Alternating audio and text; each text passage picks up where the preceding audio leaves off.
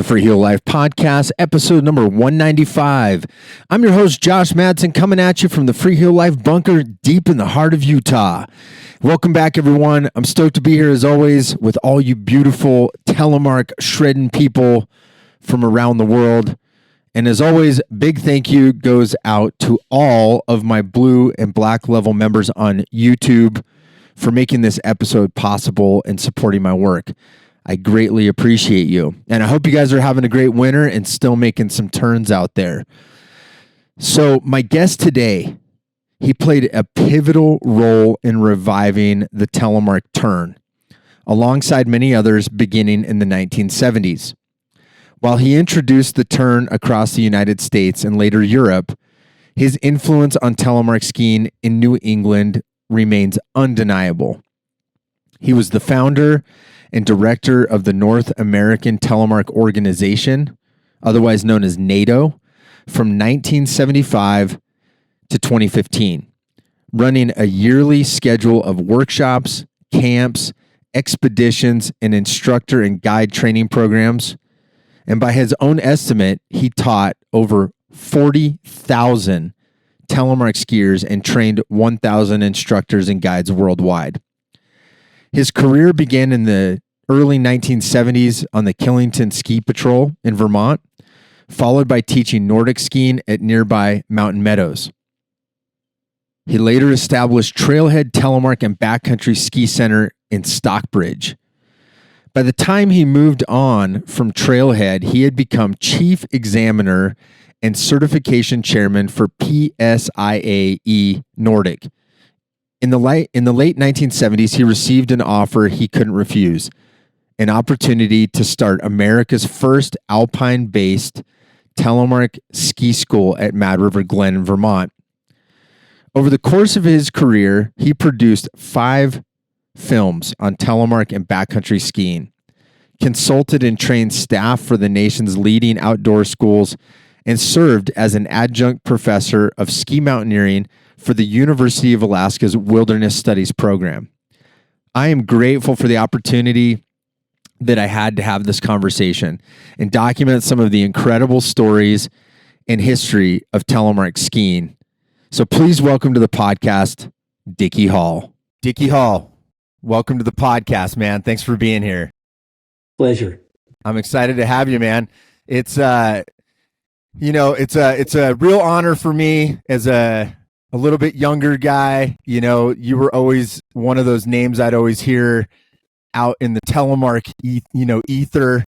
And I think especially kind of like pre-internet, kind of as the internet even was coming in kind of the late 90s, early 2000s for me, you had already been doing this stuff a really long time. So that's kind of what I want to get in today is just kind of your story, and whatnot. But I know where to begin. I don't know. So what I wanted to even start off with is, you and I have known each other for a while, but I don't really know a lot about. I always like to start off like, where are you from? Okay. And so I was born and raised in Bristol, Connecticut, next to a small park called Page Park, and it had a rope tow, and it had a skating pond. So during the winter, all the kids gathered and skied there. I'll kind of put it in a skiing context, okay, as far as my history goes. So that's where that's where I started. Absolutely. After school on this rope tow. As a matter of fact, if you go to the website Lost Ski Areas of New England and look up Page Park, there's a picture of me at about 11. Anyway, I had wood skis with screw-in edges and cable bindings. I mean, I went full circle later on, back to the same stuff. Anyway, I started there. Then my brother Craig, he was on the patrol at Mount Southington and got me on the junior ski patrol there at 13. So we would go there, cotton underwear, blue jeans, big blue stripes going up the T-bar because you got dragged up there and all the dye came out, come home with blue legs. Anyway, so I got doing that and I skied through high school. When I graduated high school, I moved right out to Boulder for a year, and I worked at a bike shop called The Spoke on the Hill. And my boss was a patroller at Steamboat. So on the weekends, I'd go up and work on the patrol with him. I was 17. And I did that one winter. And when I came home, my mother handed me a ski magazine with, in the want ad, she had circled Killington was looking for full-time professional ski patrollers year round. So you'd work ski patrol in the winter and, trail work or whatever in the summer. I got an interview and I got hired. I was 17 when I moved to Killington. And on the full-time ski patrol, paid ski patrol, I was certified PSPA, Professional Ski Patrollers of America, and NSPS. And so I worked there for a couple of years. I was doing the patrol in the winter, and these were the Wild West days of Killington. And there were 6 of us full-time patrollers. So the gondola wasn't even finished yet. And one night we got schnockered up. See, the bars up there, the closest bar to the lifts had 25-cent hot dogs, 25-cent beers. And as you drove down the access road, it got down to like 10-cent beers and free hot dogs. Well, guess where all the patrol went? Right down to the pickle barrel. It was called something else then.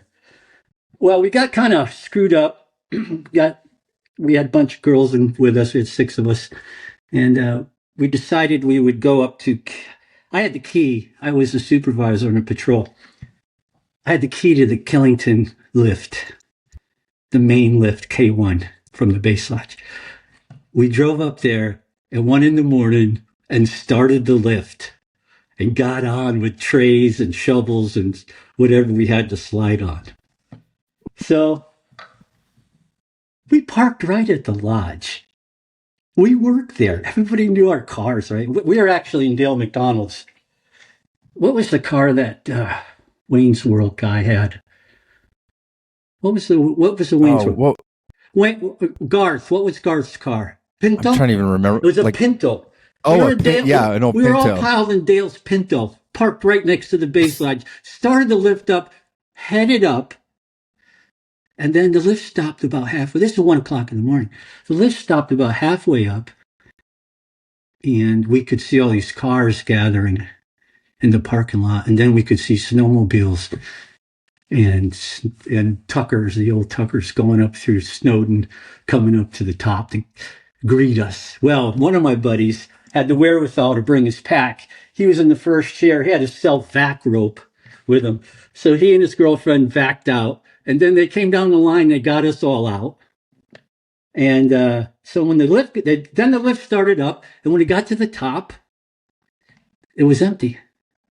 However, they knew Dale's car. His father was the dispatch for all the stuff there. So next day we all got fired.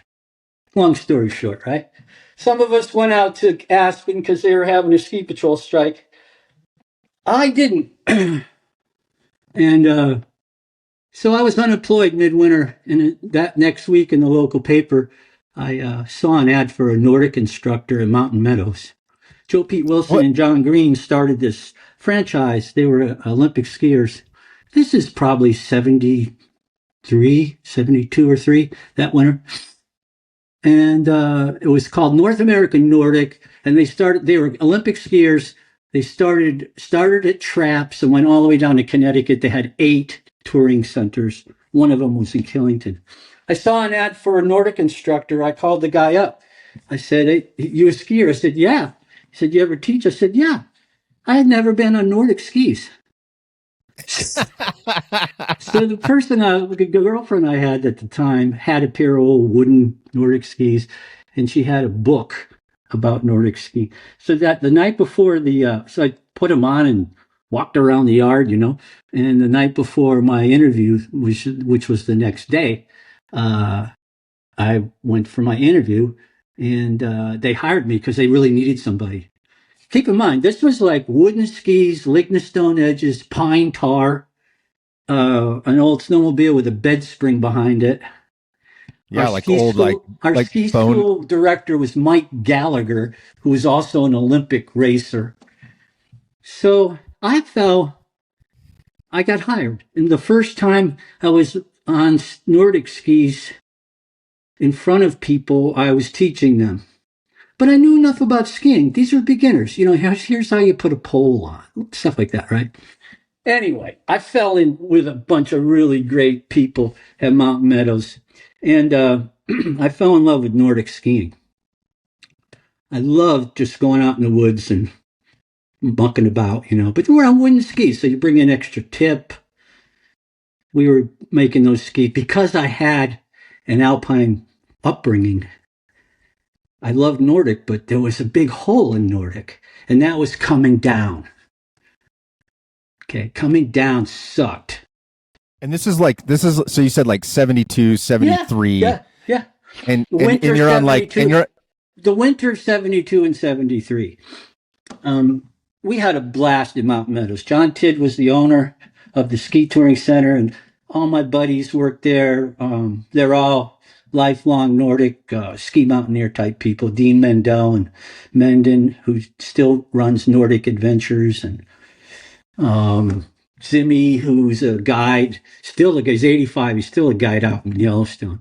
Anyway, long story short, I loved Nordic, but I didn't understand the downhill. We were in floppy bowling shoes on wooden skis and 3-pin bindings, right? They had a library at Mountain Meadows, which was where this was. And in the library, there's all these old ski books from the 30s and 40s. And I was going through them one night, and I saw a picture of a Telemark turn. And I went, whoa, I never saw that before. That looks kind of cool. So I went out with my buddy Zim. We had a little teaching hill, and he's holding the book, and I'm trying it out. And the first one I tried, I got that swoop. That swoop that addicts us all. The first time, it feels like someone's turning you. You're not turning. Something's happening, and you're riding it. Okay, the difference, it's like surf. You set it up and you turn. So that's when I got addicted to that. I started perfecting that, and I would go up to Killington or Pico on powder days, or in the spring when it was corn snow, and ski on these woodies. And real quick, Dicky, I'm just curious. Do you remember what book that was by chance? No, it was some old ski book. Just some random ski book. I think I have. I may even have it, but I've seen the Telemark in many old ski books. A lot of times if you pick up any ski book from the 30s, you're going to see a picture of a Telemark, or 40s. You're going to see a picture of that turn, and it's going to say an ancient turn hardly used anymore. Right. Because and that's in the 30s. That's when they started going back and forth on skis. But so there's literally no one. I mean, you happen to just be looking it wasn't kind of like sport. I thought I just thought I saw this old turn. There was nobody doing it in New England. The first 5 people that I met in New England who made telemark turns were friends of mine when we went out and started playing with them on the hill at the lodge. And then no, there was no gear. So we struggled with woodies and little floppy Nordic stuff that year. And that summer, I went to see my friends Peter and Joanne Kavaksorian, who owned this shop in Rutland called Mountain Travelers, and they sold climbing gear and skiing gear and boats and blah, blah, blah. And so I said to them, you guys got any more rugged boots than this? Because, I would like something more like a hiking boot. And Peter found this Vask ski mountaineering boot, which is basically a hiking boot with a square toe. I said, "Oh, that's it, man. I'm ready now." Are those brown Vask boots? Were they brown? But this wasn't a Tele boot. This wasn't a Telemark boot. It was called this was ski just mountaineering boot. Ski mountaineering boot. You put it on skis to go backpacking or climbing, whatever. Got it. So all of a sudden, I had this boot that worked and I had these really crappy floppy skis with they weren't crappy for touring, but not coming down, blue diamond, not blue squares at Killington. And we were limited to soft snow. We were limited to powder and corn. Anyway, that year we changed to at the touring center. We changed to Carhu. They just started, and they were making a plastic ski. There was Love It, which turned into Tucker, which turned into Phoenix. But the birthplace of all those other skis was Love It. They were glass. They were plastic. And also, so Carhu was supplying these skis to us for some reason. They had just started up. And I went to Carhu and said, because they're in Burlington, one of the advantages I had my whole career is everything was up in Burlington. Garmont, Rossi, you name it. All the distributors for all the telegear was up in Burlington. Anyway, I went to them and I said, "Do you guys have anything with a metal edge?" Because I had found a pair of Bona 2400 S's, which was a wide wooden ski with a 3/4 edge, just in the middle. And now I've got these Vask boots, 3-pin bindings, and a ski with some kind of edge on it. So I went to Caro and I said, "Do you guys have anything with an edge?" And they said, "No, we don't sell anything like that." However, we were making something for the Finnish army for their troops, and they have full steel edges. I said, "Can you get me a pair?" Yeah, so they did. And that was the beginning of the Carhu line. That became the Carhu Titan, and then became the XCD GT, and so on and so on and so on. So I had that first pair was from the Finnish Army. Now, I wasn't limited to powder and corn. You know, I got a full edge ski. Of course, they only come in 210s, and I'm 5'6", but I don't mind. I don't mind skiing with people with shorter. How are you getting those Vask boots attached since they didn't have a Nordic toe? I just cranked down a wire bales 3-pin binding. Oh wow! Even though it didn't have like a full 75 it had holes toe? After a while. Yeah. Perfect. Yeah. So anyway, by now Peter and Joanne were two of the first people that Telly with part of my little group, and others. There were about 8 of us. We had our first gathering. It was a nice day. It was a day like we have it in Vermont today. The sap is running. We finally have a real corn cycle. Skiing in the woods is great. I love corn skiing, better than powder because you can go anywhere on corn in a hurry. Sideways too, but powder's a little more work. I love powder too. Anyway, we gathered at Killington in 1975, and there's a picture of us, which do you have that slideshow that I sent you that we did on one of the... I sent you a disc with a slideshow, okay? Yeah. I remember. Days. I did look through that. Okay, there's a picture of the first group telemark turn we made at Pico in 1975. That was we didn't call it that. It was just, hey, let's get there and party up and ski the corn, right? Half of us were on Nordic skis. Anyway, that became the first gathering. I thought we were the only people doing that in the whole universe. However, for some reason, these 2 guys show up from Colorado in the lift line. They're there and they're on Nordic gear, and they joined us. I said, "Where are you? Who are you? Where are you from? Why are you doing this?" And they said, "Well, a few of us are doing this out in Colorado. We're just here in the East because of some family thing and blah, blah, blah, blah, blah, taking a little trip around." So that was the first festival. Do you remember who it was from Colorado? No. Hey. Wow. Hey. I was a young guy. There was a lot of weed and beer and party on the corn snow, you know. I was a party. I gotta ask the details. I realize it's hazy. Most of my ski career is pretty hazy too. So I get it. It's my favorite thing. Anyway, skiing. It's like Tai Chi that takes you somewhere. So, so the next year, I stayed in Mountain Meadows for half a year, and I was teaching even beginner intermediate Nordic classes, with a strong emphasis on the downhill. And I realized that I really wanted to teach this. My favorite thing in the whole world, which probably is what I miss more than anything since I've retired, is watching other people get it. When you're teaching a class and you see someone get that same feeling I had the first time I did one right, when all of a sudden the woods go that way and you go like, I didn't do anything, I just, holy mackerel. So I quit Mountain Meadows and I went about 15 miles up the road to this barn that had been converted into a house upstairs and kind of a hippie commune.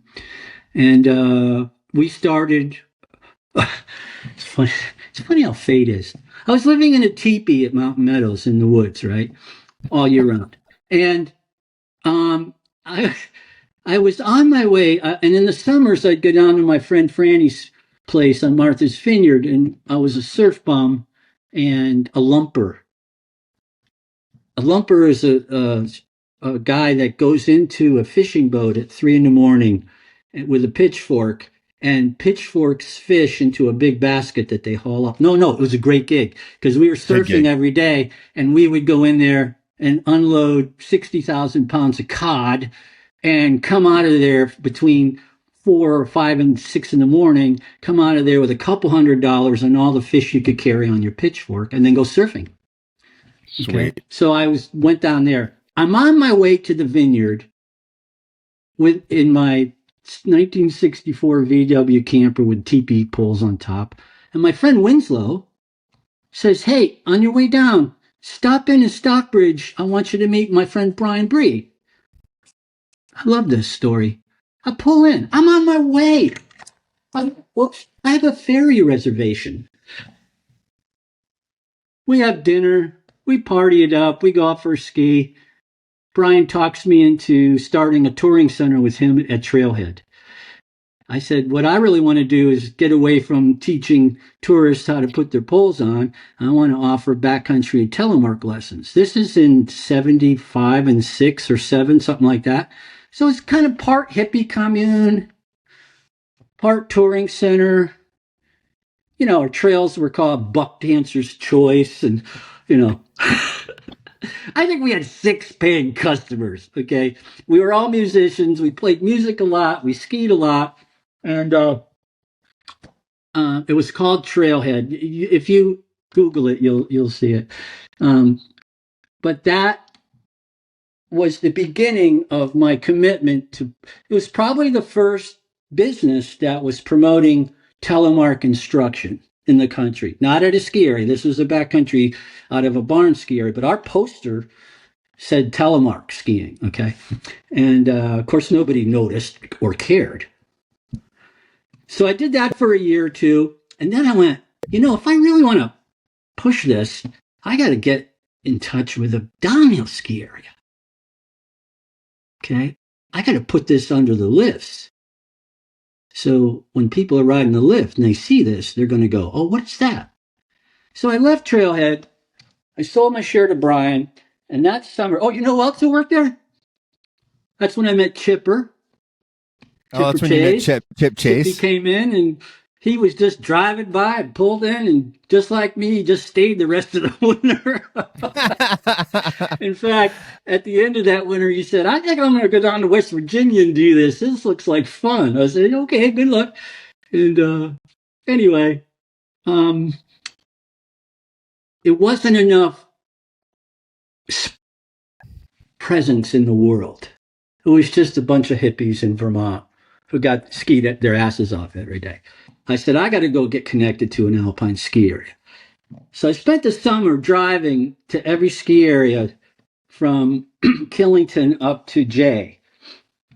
And I'd meet with the president or the marketing director or the ski school director usually, and I told him my idea. I said I really want to get attached to a ski area. I've got this Karhu ski company that can give us skis, and they all said no. Ziggy at Sugarbush laughed at me. Stowe wouldn't let me on the lifts. Really? I went to take a run on Stowe before my meeting with the people there, and the lift operator said, "You can't go up this lift with cross country skis on." I said, "What? I have a ticket." He goes, "Yeah, but you can't." And I said, Do you know who designed this ski area? Roland Palmetto, Perry Merrill. These guys were on this gear before lifts were here. They skinned up this mountain and designed all these trails and where the lifts go. And now I can't go up there. So then I got denied. I got denied. Of course, I didn't go to Killington and ask them. And I went to Mount. Yeah. Why didn't you ask Killington? That's interesting. Well, they fired me for stealing their lift. Oh, yeah. That's right. Gotcha. I went Forgot from about that. supervisor of the full-time ski patrol to you can't ski here anymore in one evening. Yep. Forgot about that one. Best thing that ever happened to me. Anyway, really, best thing. Everything that's happened to me has been good. So I stopped at Mad River on my way back from Stowe, and I walk in cold. Like I had no appointment. And I said, "Can I speak with the manager?" And it was Ken Quackenbush, who helped design Mad River with Roland Palmetto. And I told him what I wanted to do. I said, "I'd like to do a school for this around here." And he opened the drawer of his desk, and he took out a picture of him when he was a college kid. He must have been in his 60s at the time, with a big M, Middlebury sweater on, doing a telemark turn. He was on the ski school, back in the 30s, 40s, whatever. Wow. And he said, "Sounds good." He said, "We have a lodge down the road called the Mad River Barn that the owner, Betsy Pratt, owns. Maybe you can go talk to her." Because I said, I run Nordic centers. I'm a ski school director of Nordic centers, and that's what I do. So I got hooked up with this guy named Rob Center, who had a little cross-country ski area down a mile away from Mad River Barn. I hooked up with him. Then we had a satellite Nordic school at the Mad River Barn and some rentals at Mad River for Telly. So that was the first, I think that was the first telemark school at an alpine ski area in the country. And this is like 1977-ish, somewhere in there? This was a little later. This was like 79. I missed some stuff. 79, 80, starting there, okay? It might have been 78, 79, late 70s. Anyway, of course, nobody came. Nobody cared. But I really wanted to teach it, and I was developing a way to share it. So I started going to clubs. The Appalachian Mountain Club over in Conway, New Hampshire, Pinkham Notch. ADK, which is over in Lake Placid. They have a big outdoor club. People love to hike and have wool and gear and backpack in the winter and blah, blah, blah.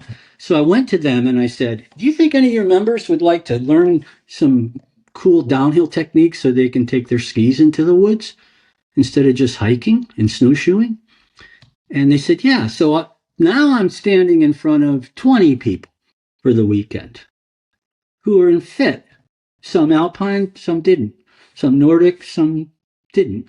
But teaching basic telemark. Then I started going like, this is cool. I don't have to sit in one place and hope that somebody finds me so I can show them this. I can go out in the world and do this, right? So I did ADK, AMC, I did Knowles, And every time I did one of these clinics, my whole life, every time I did anything somewhere other than in town here, I would show up a day early and invite any instructor in town to come do a free instructor training course. So they could not only they would learn how to do it and teach it at the same day. So then the next year, I went to Karhu. And at the time, what was my boot sponsor at the time? Oh, it was the beginning of Merrill. A guy named Clark Mattis and John Schweitzer, who started Merrill. Clark went on to make Merrill footwear, become rich and famous. John started Garmont. He's the Garmont guy, right? Guess where one of my trails went by? Someone's house named Clark Mattis. He's in his garage with John Schweitzer, and they hooked up with this guy, Randy Merrill, out in Montana, who was making hiking boots. And they convinced him to start making hiking boots with the Vibram Nordic toe, 3-hole, pin, 75 millimeter pin holes, So anyway, just so happened that Clark had the same size foot as me, and he's this mad scientist guy. So I'd go ski by the garage, and he'd call me out from the trail, and he'd go, "Come over here," and he'd give me like the first pair of leather Merrill boots with Velcro. Remember those? I said, "You suck, man. If you try hard, you're gonna pop them. Let's go back to laces." So anyway, so now I've got some people who are interested in making money selling things. So that summer, I came up with a proposal to Karhu, Merrill, Rotefeller. I was using the Rotefeller 3-pin because it was the most bomb-proof at the time. And I said, I want to go on a road with this. I want to go and bring this to every state from Maine to West Virginia. If you give me this much money and all this gear, I'll do it. So they said, okay. So I came up with this festival series where I would come in on Friday, say to a ski area in Maine, or I remember going to Pennsylvania. Some of these skiers were so crazy. But we'd show up with a bunch of, 15 pairs of skis, boots, and poles, right? The day before, Friday, I'd go into the ski school and say, anybody want to learn how to teach telemark? And maybe one or two people would say, yeah, I'll try.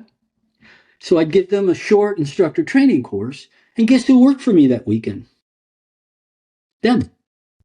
I was training instructors on Friday so they could help me on Saturday. So they could work on Saturday? Right, and Sunday, yeah.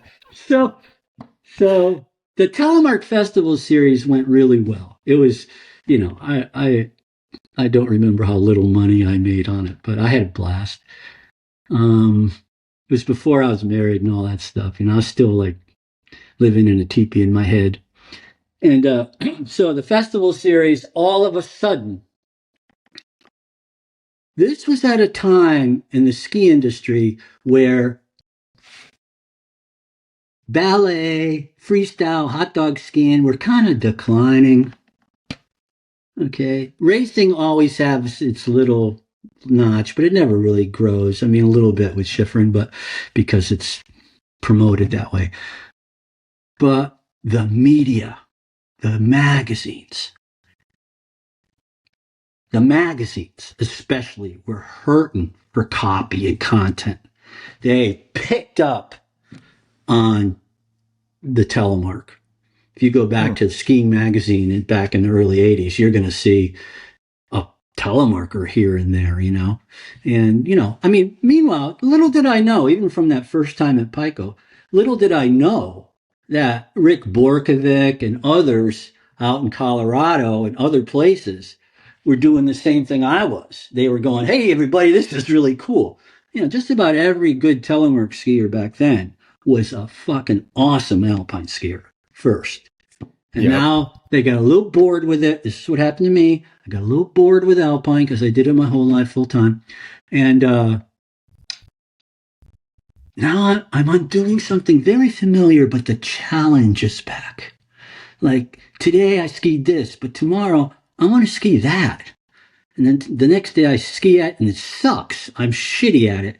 And I go, I'm going to ski this better. So that part is what drove all these early telemarkers into this sport. All my good, closest friends like Ben and Wendy Bridgewater, full-time ski patrollers, their whole lives. They were only kids, but they're in their 20s. But, now all of a sudden they're on randonnées, kicking ass, because they can.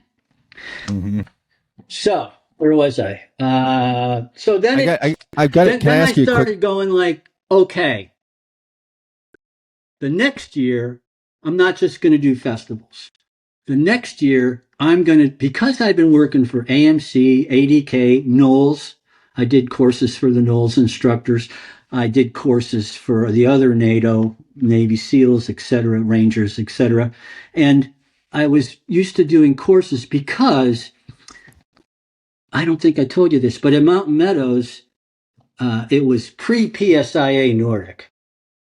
We had our own little group called EPSTI, Eastern Professional Ski Touring Instructors. Well, we called it BLOBSTI, which was blown out ski touring instructors.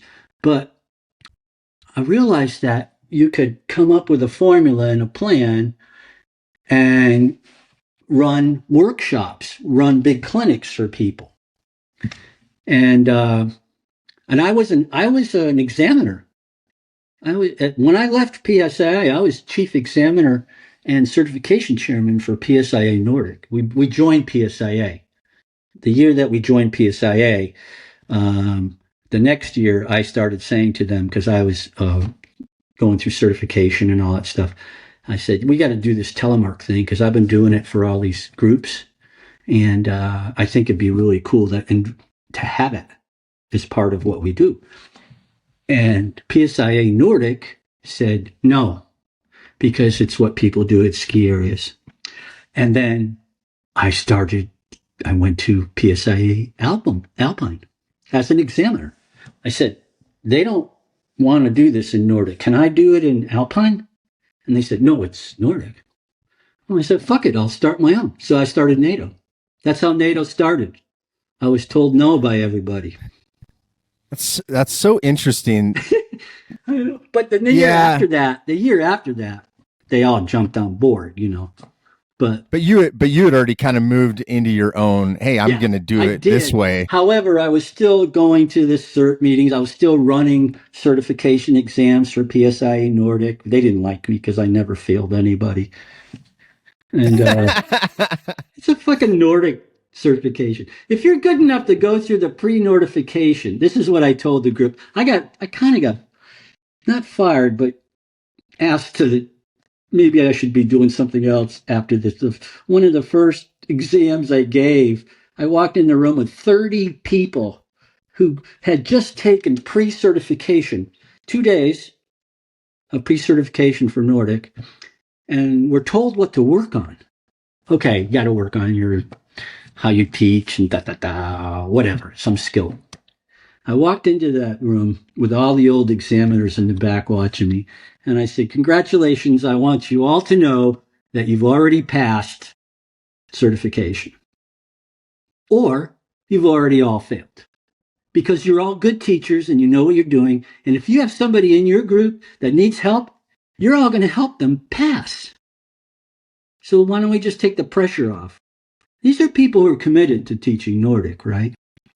So there were these two guys, Jeep and I forget the other guy's name. They had a little touring center down there in, what's that big mountain in North Carolina? Oh, beach? No, not ski area. Sugar? The biggest mountain. Oh. In North Carolina? Yeah. What's it called? I was thinking, there's Sugar's the other ski area. I know. Yeah, I know. I'm trying to think what the name of it is. I'm embarrassed to forget. I want to say Grandfathers, but I don't think it's that. They have a little touring center there. There's an access road with a 5 or 6% grade, right? They came to get their little pin. They're just going to take people up and snowplow them down, right? They're the only people in North Carolina interested in teaching Nordic. And you're like, fail. I said, So when I gave them their certification pin, they were mad at me because they didn't know how to do a to stride perfectly or some stupid thing. Anyway, I went from full certification chairman, chief examiner to non-member that winter and started N.A.T.O. And then I just hit the ground running after that. I love that. Yeah, I always wondered. I'm glad you told that story because I always wondered how I had not. I'm trying to think how to word this. I knew you weren't. I knew you weren't PSIA. I was. And I guess by the time I kind of came into knowing who you were, I knew N.A.T.O was like its own thing, and I always like. Well, I always like that too because what's interesting about telemark is I think there's a lot of different ways to teach the turn, and I think there's a lot. It's like anything. It's kind of it's like writing a song. I mean, you're a musician. It's the same thing. It's like everyone that writes songs has a different approach to it, and I think that's what's interesting about N.A.T.O. And telemark is sort of, it's like a craft. You're sort of passing on this craft to somebody else and trying to guide them the best way you can, and I think there's obviously different ways. The best thing about my job, my whole career, because it's basically all I ever did besides play music, is I would run a workshop and 15 or 20 people would show up. And of course, this is back before the internet. So I'm typing and with a ribbon that, erases a letter. Anyway, or phone calls, checks, cash. And I always ask people their ski background. So I'm giving this clinic. The first day we're at a ski area, and we got nice Merrell boots. We got full edge Rossi or Carr, whoever. By then I had other sponsors for skis and bindings. Still not cable, but earlier 3-pins. Hey, what's your ski background? Oh, I've been alpine skiing my whole life. These are my students. These were my students my whole life. So I would give a clinic to someone who grew up alpine skiing. So all I was doing was showing them how to use this gear. And again, that challenge part came in.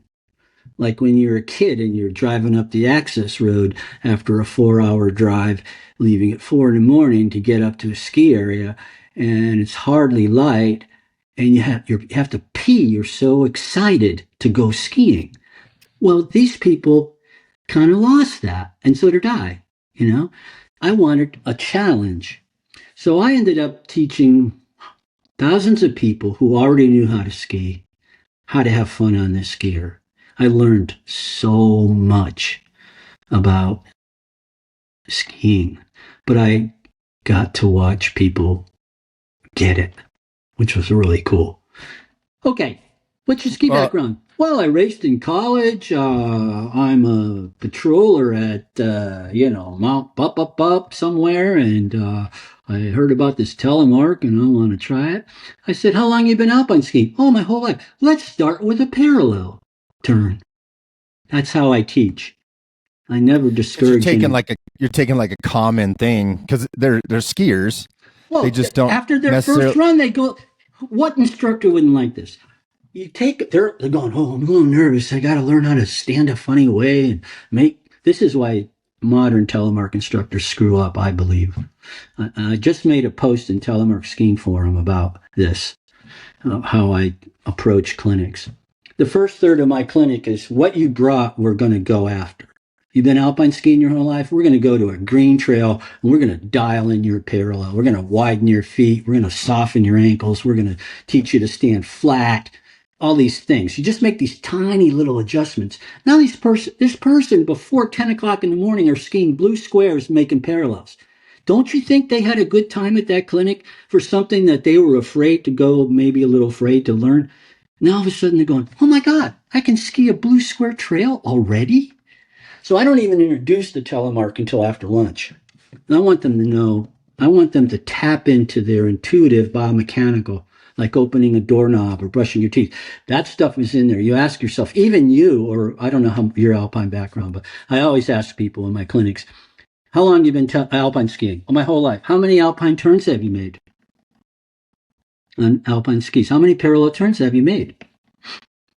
The longer they pause, the longer they've skied. It's like asking a boater how many boats they own. You want to know?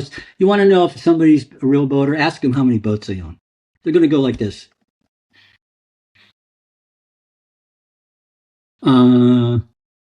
They're going to count.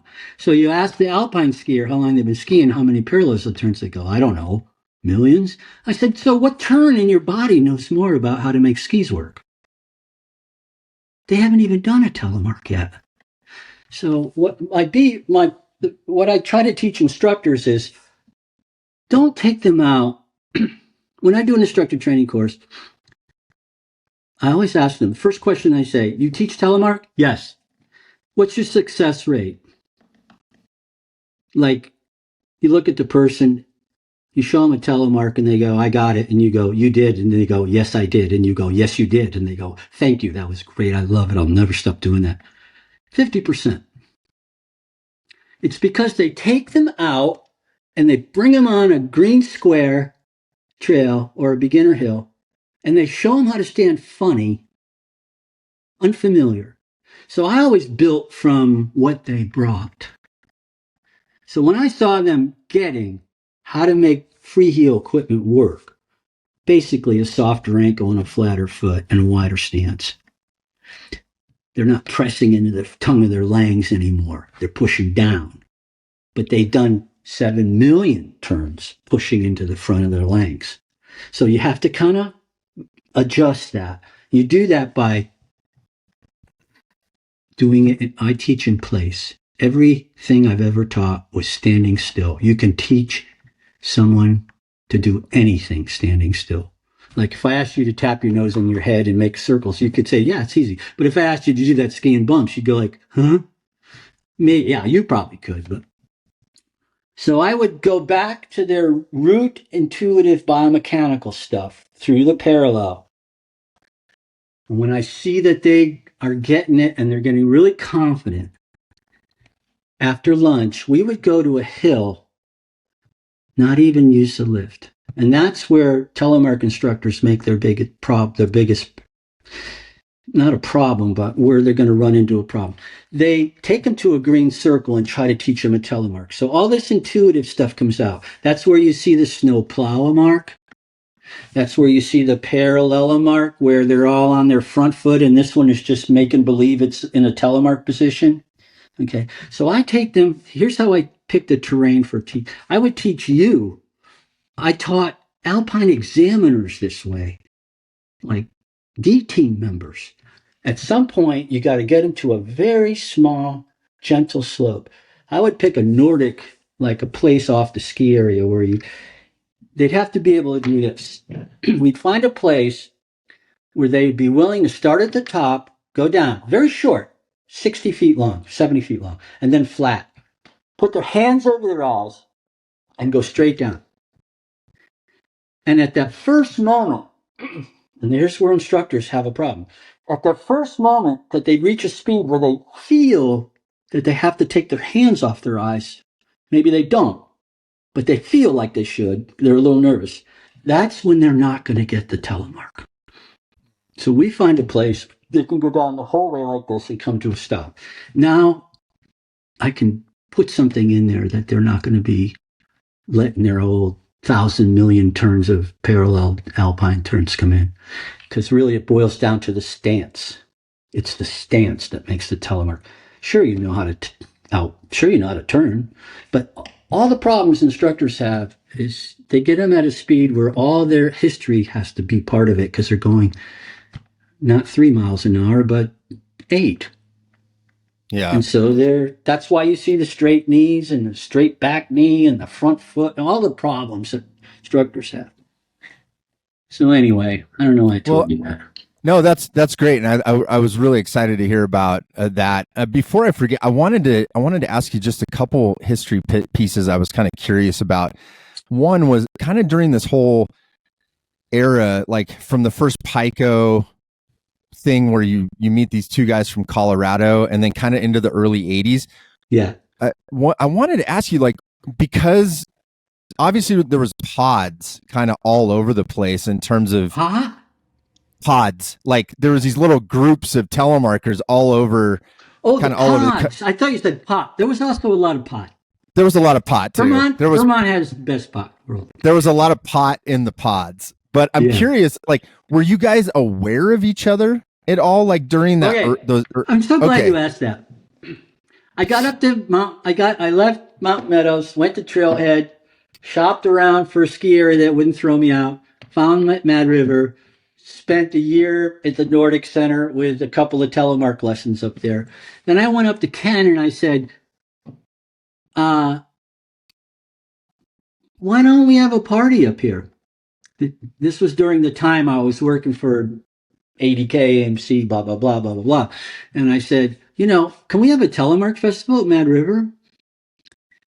And he said, yeah, sounds good. Let's have it like some weekend in March where we don't have many people anyway. And I'm glad you said pod. I've always used the word potlatch, which was an Indian, a Native American word. A potlatch was like when the Sioux, a lot of the tribes, they all didn't live together. They all had a territory in these little tribes, 20 people over here, 100 people over here, blah, blah, blah. Once a year, they would do a potlatch, and they would gather. And they would gather what they grew or hunted or smoked or whatever, just to get together.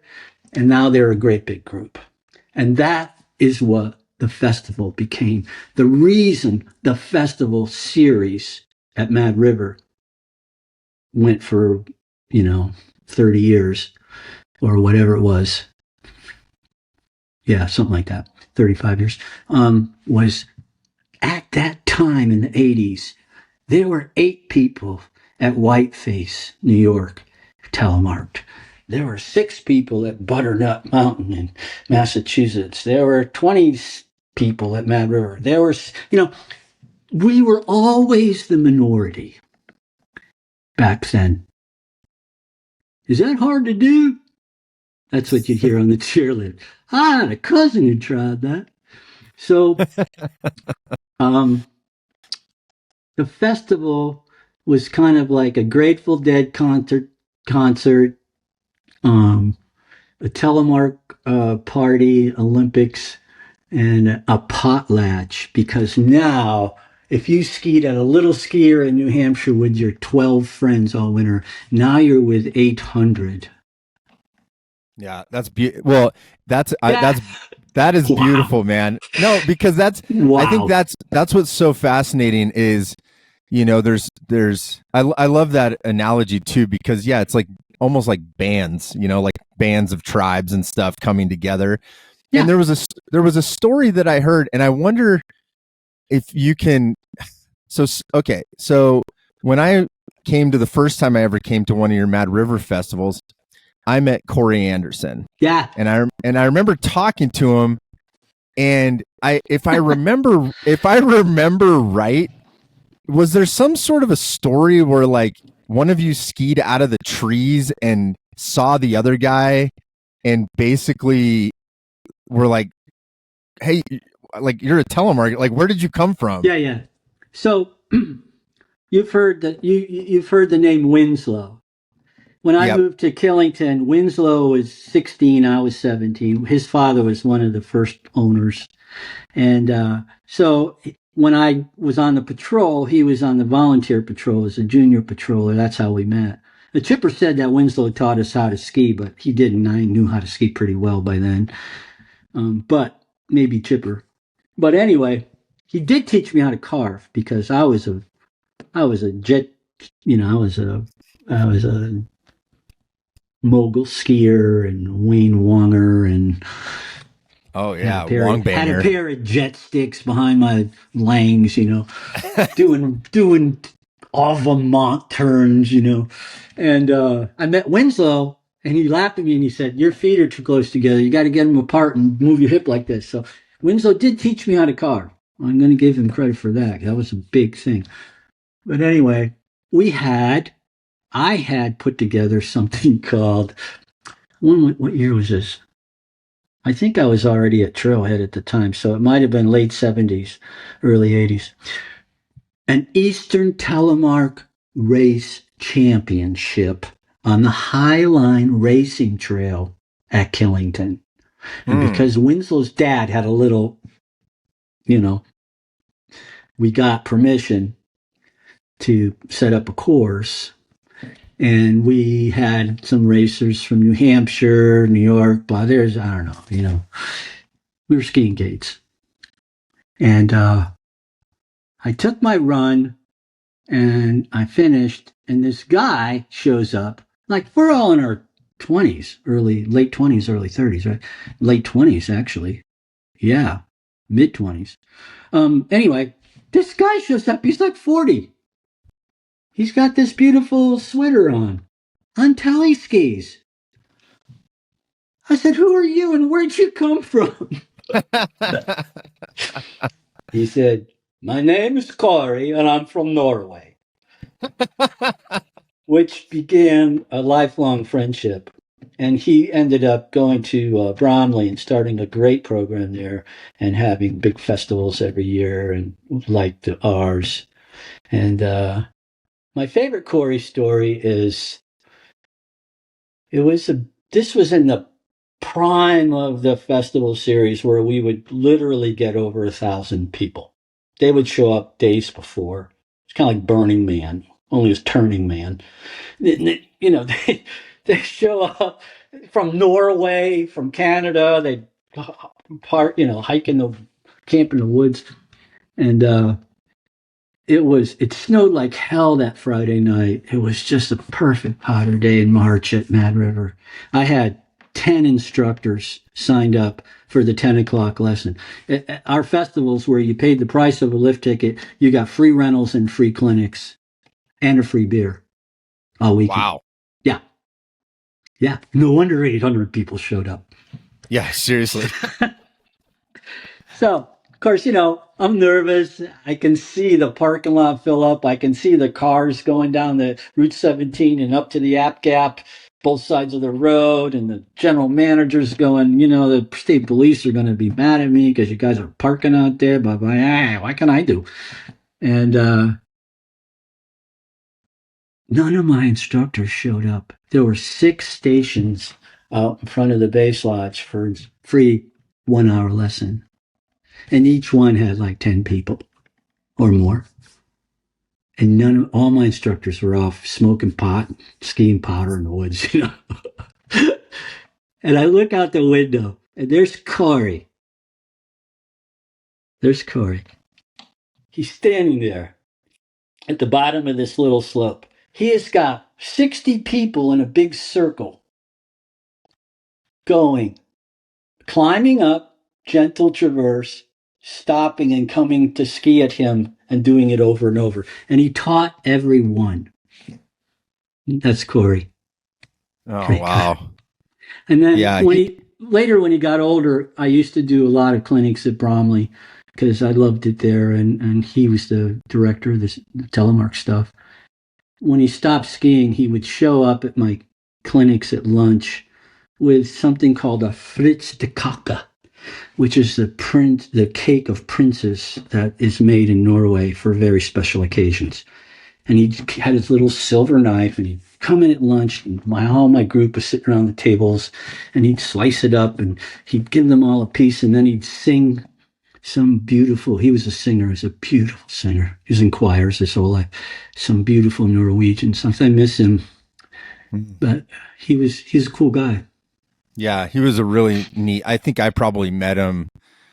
I think he was in his 90s by the time I sat down with him, because this would have been probably like 2010 or something. Like, it was very he was definitely way ahead of age wise, that's funny that you guys were all kind of these young kids and you're like, who the hell are you? Yeah, exactly. And he just wrapped his arms around all of us and thought that he hadn't seen anything like this since Norway. I mean, this is a kid he grew up near Telemark, and he was like telling me a story about being like 8 years old or 6 years old, and his father would hand him his only pair of skis he ever had as a child, which was like 215 centimeters. Jeez. Then went to school on him. So he was the real deal. And he found us. He moved to America. He was a tailor by trade. Oh, interesting. Okay. He worked for a guy in New York City called Green. They made suits for presidents. The first time I stayed at Corey's house, next to the couch I was sleeping on was a picture of Corey and John Kennedy. Wow. I said, Corey, how'd you get this picture? He said, I make his suits. So, wow, that's a cool fact. yeah. Wow, that's neat. Yeah, he's a good guy. He was a good guy. The last time I spoke with him, he was having brain cancer in his 90s, and he had just got some brain surgery. And I went in to see him, and I said, Corey, how you doing? He goes, they drilled 2 holes in my head, and they found nothing. I could have told him that. I could have told him that. Oh, that's amazing. What a sense of humor. Yeah. Oh, well, yeah, and it's cool. I love the New England Telemark it's such a beautiful thing because I love how between Corey and you and there's this early web of people, and whenever you meet, or I'm a pretty much like a Utah kid. I mean, I moved here into junior high. So to go out to New England and start hearing and bumping into people and saying, hey, where did you learn how to telemark? When did you have that first swoosh, and so many people, it goes back to, I don't know where that came from. There was a little thumbs up. This is a breaking news thing. Sorry. Yeah. No, that's okay. And, but so many people can go, I learned from Dickie Hall. I learned at Corey, at Bromley. Mm-hmm. And I love that. I love how there's kind of this sort of telemark genealogy or something of New England and how people learned. And it kind of all goes back to these this core group of people at the beginning. It's pretty cool. Well, I probably taught almost 50,000 people to telemark and well over 1,000 guides and instructors. Wow. So that's why I say I miss seeing people get it, because that's what I did for a living, is trying to get them to a place where they got it. And so I wanted to, I know we don't have too much longer, but I wanted to ask you, one of the interesting parts about N.A.T.O is it, I remember seeing that the N.A.T.O schedule like in the early 2000s even, and I remember thinking, I'm like, these guys are getting after it. I mean, it was really kind of a multimedia thing. And the things that really stuck out to me were, the movies. And I wondered if you could just kind of hit on that a little bit, because making movies, like when I made telemark movies later on, it was way easier. I mean, now I laugh because I could probably make a better movie on my iPhone than I could in the mid 2000s. But you guys were shouldering big camera gear around 16 millimeter. Oh, you were doing 16 millimeter too. The telemark movie was shot on 16 millimeter. That means when you pull that trigger, you're paying. Oh yeah.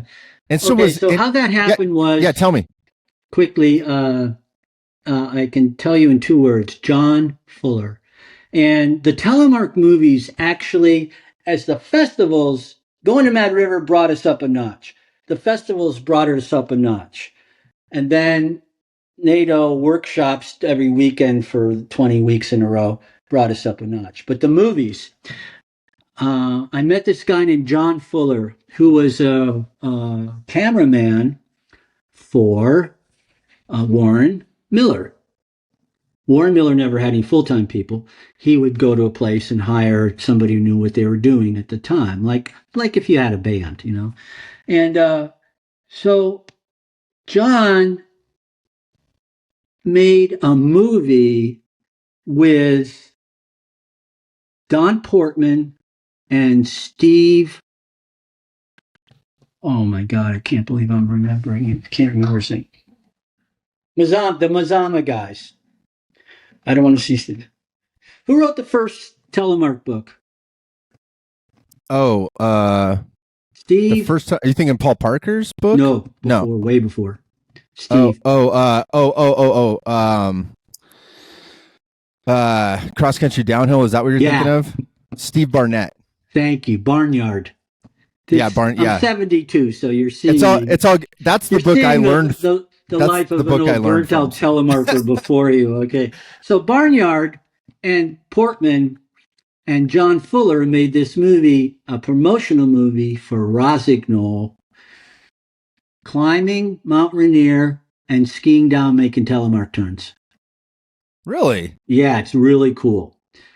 I saw it and I got in touch with John and I said, I want to make some instructional videos on telemark skiing. He was a film photographer for Warren Miller. He was also an editor for National Geographic. So that's what his job was when he wasn't filming for Warren Miller. He would go in and edit National Geographic stuff. And he was a backcountry telemarker.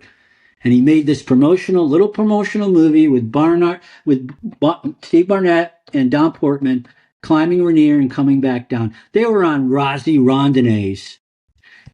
Oh yeah, Steve the brown. Steve had invented this little yellow V that you screwed something on your heel, and the V went down into the. Oh yeah, heel locators. Yeah, the heel locators, right?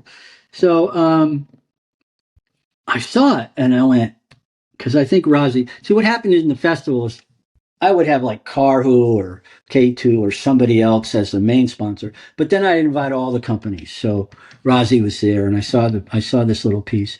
I called John up. He goes, "Yeah, let's do it." So we made the Telemark movie. Okay, and he did the filming and the editing and some of the writing, but I did the producing and most of the writing, especially about the instruction and what we would be doing. Here's where it went up again. I can't believe how lucky I got. So after the movie came out, it was on VHS. I was working, another organization I worked for was L.O. Bean. My friend Phil Saviano ran their outdoor program where they gave clinics and kayak and fly fishing, blah, blah, blah. And they wanted to do one for Nordic skiing over in Bethel, Maine. And I said, sure, yeah. So I sent some movies off to Phil. He worked for L.L. Bean. And we had like 400 or 500 people show up. It was free. We had Bill Koch there doing Nordic, and I was doing Backcountry Telemark, and so was my friend Zimmy who lives there, and others. You know, the cream of the crop for the instructors as far as L.L. Bean was concerned. So just before my clinic, I had like 40 people in my clinic. Phil comes up to me and he goes, "You know, the big guy's here today. And he's seen your movie. This is Leon Gorman, the president of L.L. Bean." Wow. I said, "Oh, he likes Nordic. He loves Nordic." We were at Mount Abram. He does an alpine ski. So we did our little beginner telemark clinic. And then I went over and I said, "Phil tells me, like, you're Leon Gorman, right?" He goes, "Yeah." I said, "You want to go skiing with me?" So we went over to a closed trail. I put some purple wax on. The wax was green, but I put on climbing wax. And we skied up this little beginner trail, and we did some turns in this snow because they weren't open on that trail. And he just loved it. Well, about 2 weeks later, I called John Fuller, and I say, "You'll never guess what account we just got." He said, "What?" I said, "L.L. Bean."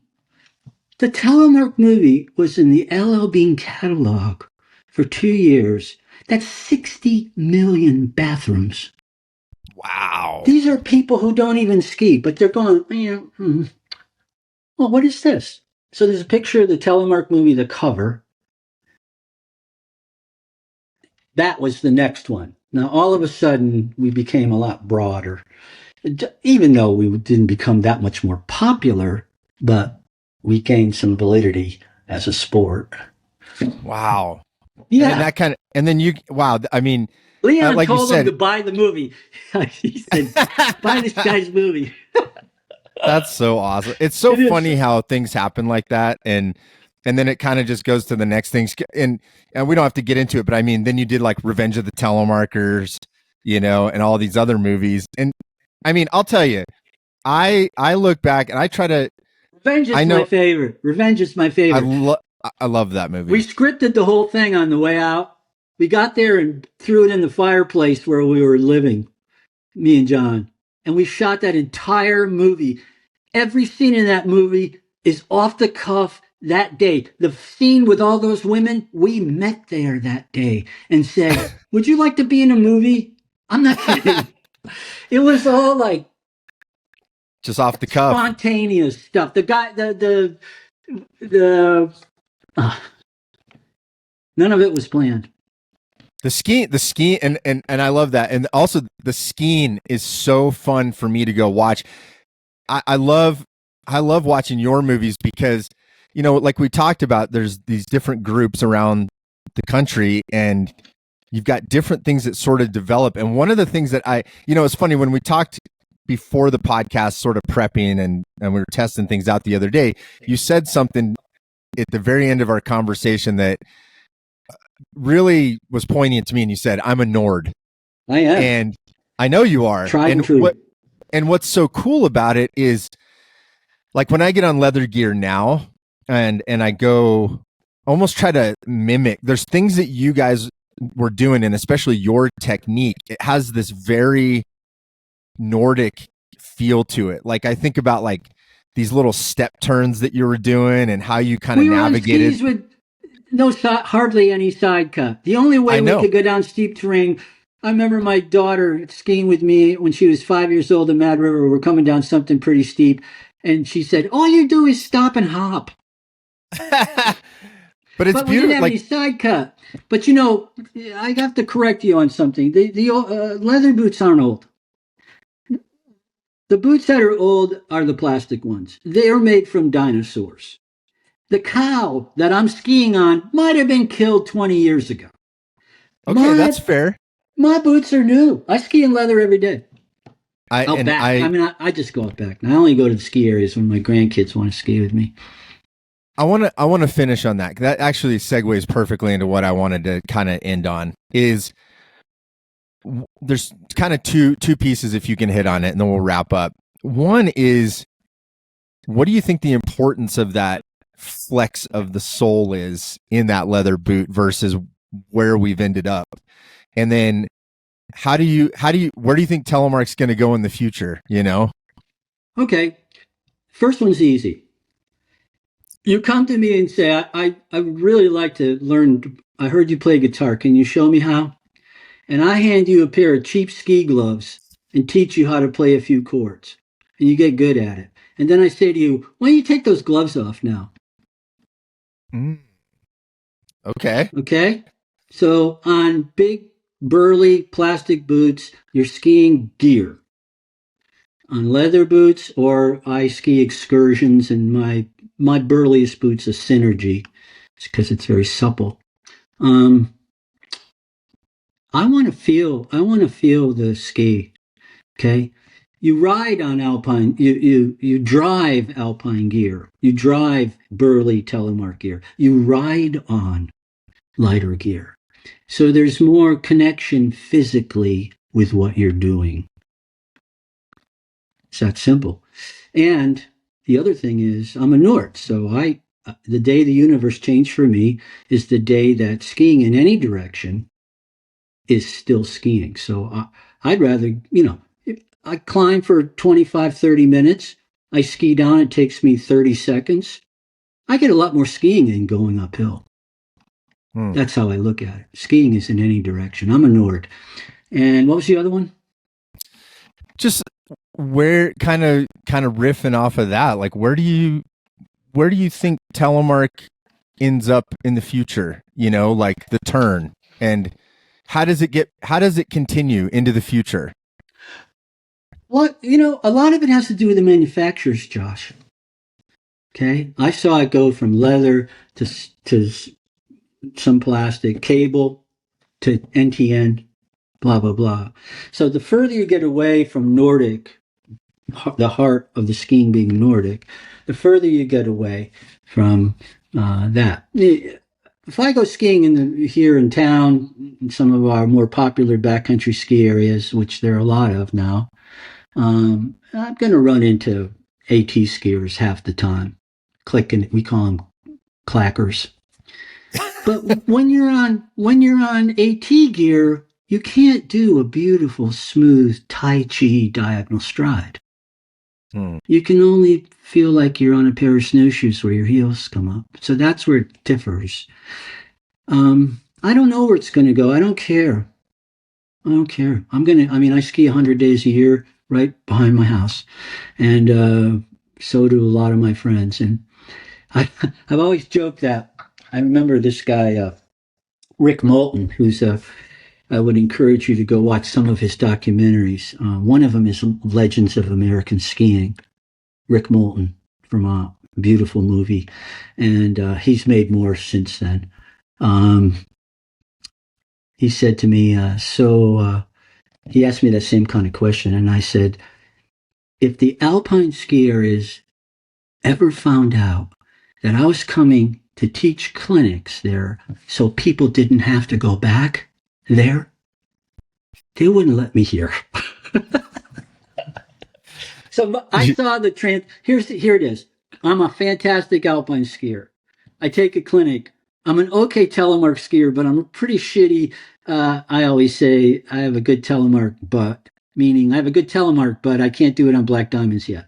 So good alpine, shitty telemark, good telemark. The next step is always, okay, that's why my clinics were always one day at a skier and one day in backcountry. The next thing is like, oh, you mean I don't have to ski corduroy and groomers every day? I can go ski powder every day? So as long as there's that, and at my age, I don't care if people are on AT gear. I don't care what gear they're on. As long as they get outside and enjoy the snow, enjoy the winter, enjoy being with each other without their iPhones and iPads and Angry Birds and all this other crap, and the news. Yeah. The news can't, it's the only, when I go back behind my house here, it's the only place where the news can't follow me. It's like true. I'll be in the kitchen and I'll have stress about something in the news, and I'll leave and I'll get out to about 100 feet away is my compost pile. Right around the compost pile, those worries go, hey, listen, we're going to stay right here. We'll be back. When you come back, we'll be right here. They stop there, and it gets quiet out in the woods. So that's what people, I think, enjoy about being in the woods. Who wouldn't? You become an ancient again. I love that, and I think I actually like your answer about you don't care, and I don't think that's dismissive. And you're going out skiing. No, well, and what's so beautiful is when I talked to you the other day. Another thing that you kind of said is, I think there's this common question when guys start businesses that it's like, why didn't you sell the business or why didn't you pass it on? And you said something really cool to me, and I thought that was great. You said something to the effect, and I'm paraphrasing, but it was something to the effect of, I'm a musician, and it's like you created a thing that you did for a long time, and it was your thing, and when the song was over, you sort of closed it up, and that was your thing. And I think that's Someone so else cool. Can write. You can write a song now. All of us can write it. Josh, yeah. You did. You totally. I'm so proud of you. When you first came around, and I started seeing you really trying to promote the sport, I was going, this is what I was waiting for. I mean, there are others like Dosty, and other friends of mine, Hatrip, who was I worked with Hat, and I worked with Dosty, I worked with Parker, I worked with all of them, and but they didn't promote like I was. You did. You started, hey, everybody, listen, this is something you should turn to. It's valuable. So I really appreciate that you did that. I'm glad you're doing this. I don't know where this is going to happen, but I think I said no to you like 10 times. Oh yeah, I was persistent. Well, I so much appreciate that too, and I'm looking forward to all these other people in the future that write their own songs and carry on the traditions in their own way, and I think that's what's beautiful. And I want to thank you for all of us out there, and especially all the New England people. I mean, these tens of thousands of people that you taught that are making telemark turns today. it's a beautiful thing, and you should be able to go out and enjoy your 100 days walking around in the woods by yourself. I love that. Yeah. Well, I traveled around too a lot. I mean, I at the time I was doing stuff in Colorado. I gave the first instructor training course at Copper Mountain. I did telemark camps on the Great Gorge, Ruth Glacier for 20 years. So I was an adjunct professor of backcountry skiing for the University of Alaska Wilderness Studies. And that's cool.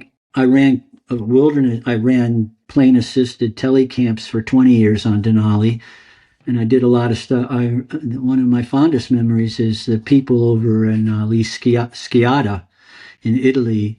Luigi Martinelli, before they started that, they had me over there to help them design that festival. And so it wasn't just New England. It spider webbed out, you know. That's true. That's funny. You know, Luigi. I guess I didn't ever connect those. I actually Martinelli. Yeah, he was the guy that had the it was like the posta. The posta. Yeah, I remember sitting at the breakfast table at the posta. Paul Parker, Bob Mazzarelli, John Faulkner. John Faulkner, White Planet, Gary Bingham had a band there called the Crevasse Holes. They were awesome. I jammed with them. I've seen the Crevasse Holes. I didn't play with them, but I've seen them play. And sitting next to me. Oh, that's a guy I've never met. And I go, we're gabbing, you know. And all of a sudden, he pokes me and he hands me a copy of the Telemark movie. And I went, oh, who are you? And he goes, I'm David Moe. I said, you're Captain Powder? Oh, no way. Wow. I'm sitting there with Moe, Parker, on and on and on. And I'm going like, what a good job. Wow. What a good job. That's phenomenal. And that's such You went to Sciata? I actually went to one of the very last ones. Fun. I had gotten to know Luca Gasparini, and then I didn't stay at the post. Luigi and Kathy. Yep, I didn't stay at the posta, but I definitely had a few beverages at the posta. Yeah, and you know what? They all brag about their grappa, but it tastes awful. I hate grappa. You don't like grappa? Oh. And I love booze, but not that one. Yeah, and everybody goes, this is my family's grappa. No, I said, now I know why they call it that, because you drink it, you go. It's not as smooth as the moonshine that I got from Chipper. Moonshine from Chipper. So what I liked about skiing up in Livigno is the first time I went up there with Luigi and a few others, we took the first lift up. It's like 10 in the morning. We're sitting on the deck. We go to the deck. We don't go skiing. 2 hours later, I go, when are we going skiing? Luigi goes, when we're going to have lunch down there. So then we ski to the next restaurant. They're not like Americans. They're not like in America, you buy a pass and you do as many runs as you can before lunch, Europe is like, especially up there, it's like, it's like where you visit with your friends and you might take a couple of runs that morning, but most of the time you're hanging out in the mountains. I love it. Yeah. And there's all those cool little cabins just in the middle of the runs and cool places to go. His grandfather had raised cattle up there before it was a city. Wow. Yeah. I'm so glad that's cool. I did not think we would connect on that one. That's yeah. I mean, that shows how it's a small world. Yeah. It's cool that worldwide there's these groups and everyone kind of knows each other. And I think that'll continue into the future. I think that's the beauty of telemark is when you see other people with that gear on, there's always somebody to go talk to, and they're usually super interesting, and everyone's kind of got a fun little story to tell. So, and usually good skiers. Definitely usually meaning good skiers. They came into it because they were really good alpine skiers too. Yeah. Once in a while, not. But anyway, good talking with you. Good talking with you too, man. I really appreciate it, and I wish you the best in the corn snow coming up here. And New England powder. corn love it. chowder. All right, brother. I'll see you later. Thanks so much. Bye.